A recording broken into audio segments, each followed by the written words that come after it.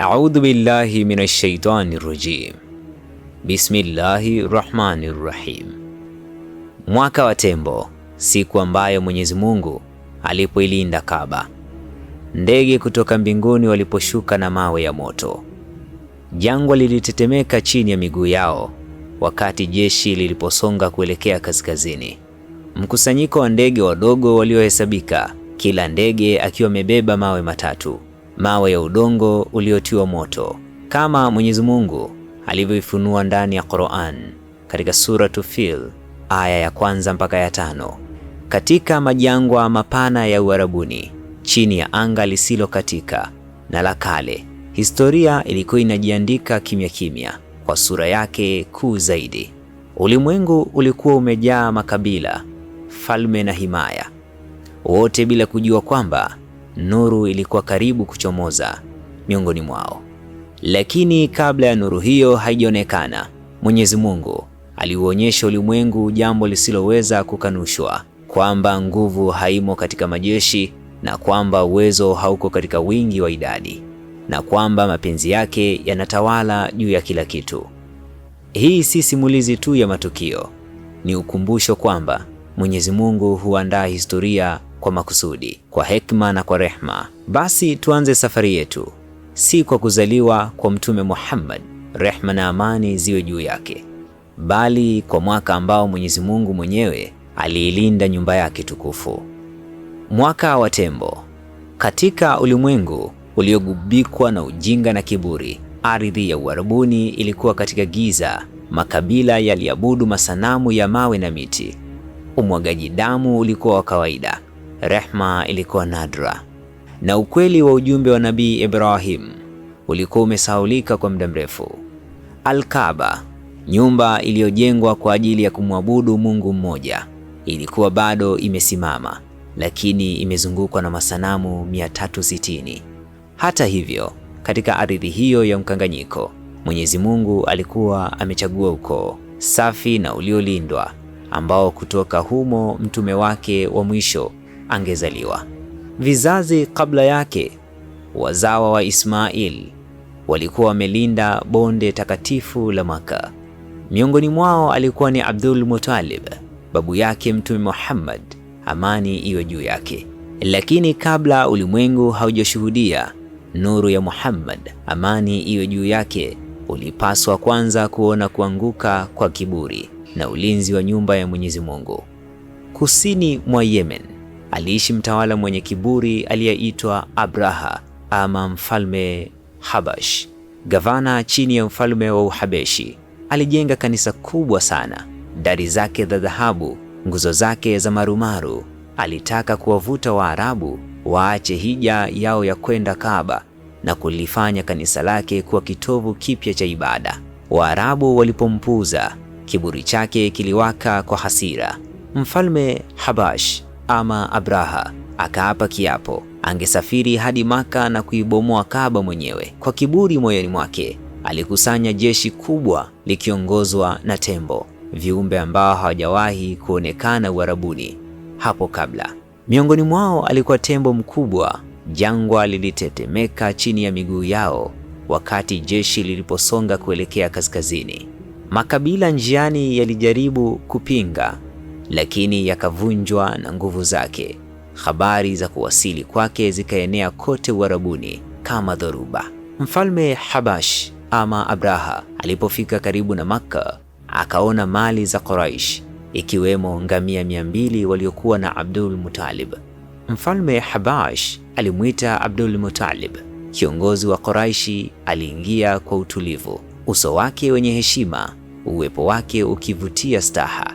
Mfalme Habash akashuka kutoka kwenye kiti chake cha enzi na kukaa kando yake. Kupitia mkalimani akamuuliza lengo lake. Abdul Muttalib akajibu kwa upole, nimekuja kudai ngamia wangu uliowachukua. Kwa mshangao, Mfalme Habash akasema, nilikuvutia kwa haiba yako, lakini maneno yako yamenifanya nikudharau. Unauliza kuhusu ngamia zako, wakati mimi nimekuja kuibomoa nyumba yenu tukufu. Abdul Muttalib akajibu kwa imani isiyotikisika, mimi ni mmiliki wa ngamia, na kuhusu ile nyumba ina Mola atakayeilinda. Subhanallah, maneno hayo yangesikika vizazi na vizazi. Abdul Muttalib akarudi Maka, akawakusanya watu wake na kuwaambia wakimbilie milimani kwa usalama, akiwa na yakini kwamba Mwenyezi Mungu angeilinda nyumba yake. Kulipopambazuka, hewa ilikuwa tulivu. Mfalme Habash akaamuru tembo wake wasogee kuelekea Kaaba, lakini tembo akakataa. Walipomgeuza kuelekea Yemen, alitembea. Walipomgeuza kuelekea Maka, akapiga magoti. Wakampiga sana, wakamfokea, lakini hakusogea. Kisha anga likabadilika. Kutoka juu, wingu jeusi likaonekana, mkusanyiko wa ndege wadogo waliohesabika. Kila ndege alikuwa amebeba mawe matatu, moja kwenye mdomo wake na mawili katika makucha yake, mawe ya udongo yaliyotiwa moto kama ilivyofunuliwa katika Qur'an, katika Suratul Fil aya ile ya 1 mpaka ya 5. Je, hujaona jinsi Mola wako alivyowatendea watu wa tembo? Na je, hakuyafanya makusudio yao kupotea na akawapelekea makundi ya ndege waliowapiga kwa mawe ya udongo yaliyotiwa moto, akawafanya kama majani yaliyoliwa. Askari walianguka mmoja baada ya mwingine. Jeshi lenye nguvu zaidi duniani likashindwa, bila upanga kunyoshwa, bila mtu wa Quraishi kuinua mkono wake. Kiburi cha mfalme wa Habash, Abraha, kikayeyuka chini ya hukumu ya haki ya Mwenyezi Mungu. Akarudi akiwa amejeruhiwa na kudhalilika. Funzo kwa wote wanaopinga mapenzi ya Muumba.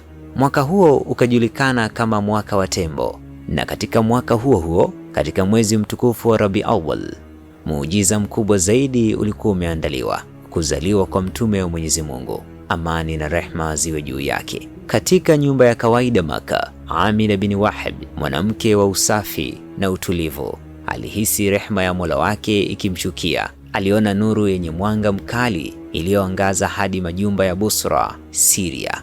Akamzaa mtoto aliyeitwa Muhammad ibn Abdullah. Mtoto huyo alikuwa safi na mtulivu.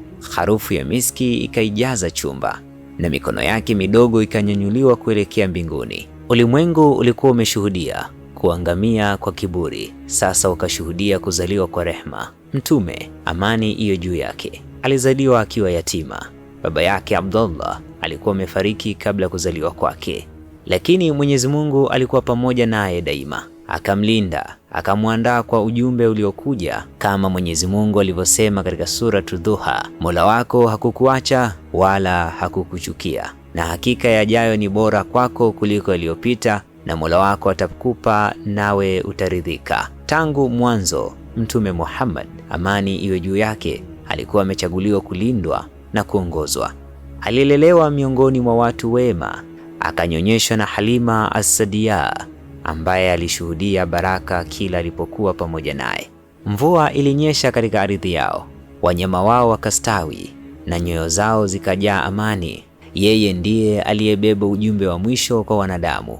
Miaka baadaye, Mtume Muhammad, amani iwe juu yake, alikumbuka siku zake za mwanzo. Maneno ya sura Ash-Shah yalionekana katika maisha yake: Je, hatukukufungua kifua chako na tukakuondolea mzigo wako uliokuwa unakulemea mgongo wako, na tukakuinua utajo wako? Muhammad ni mtume wa Mwenyezi Mungu. Hakuna apasaye kuabudiwa kwa haki isipokuwa Mwenyezi Mungu, na Muhammad ni mtume wa Mwenyezi Mungu.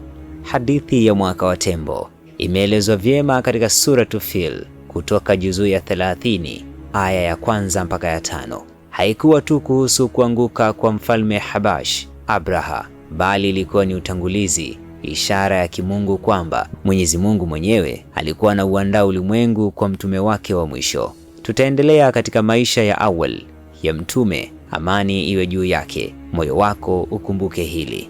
Mimi ni Sheikh Ibrahim Rajab, wabillahi tawfiq. Assalamu alaikum wa rahmatullahi wa barakatuh.